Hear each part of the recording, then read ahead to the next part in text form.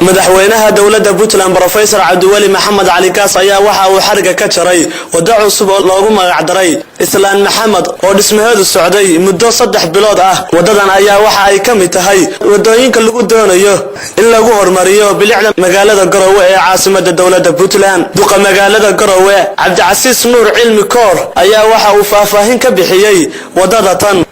Islaan Maxamed oo dheerkeedu dhan yahay 1320 mitir laga sameeyay wada laami ah wadadaas oo socotay 3 bilood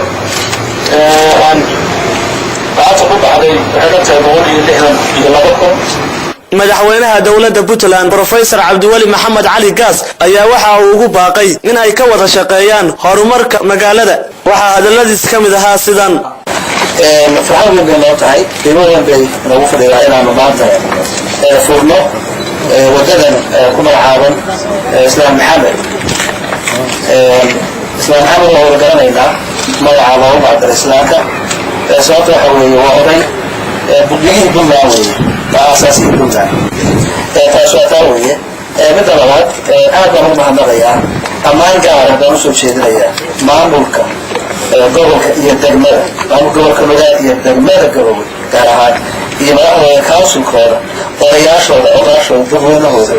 inta kadib madaxweyne Gaas ayaa waxa uu dhagax dhigay wada cusub waxa ay qayb ka noqonaysaa tan hawlaha hor yaala xukuumadda uu hogaamiyaha u yahay madaxweyne Cabdiwali Maxamed Cali Gaas. Ayuub Cabdikariin Cali, Ayuub Nadaara, TV-ga Heegan, Garowe.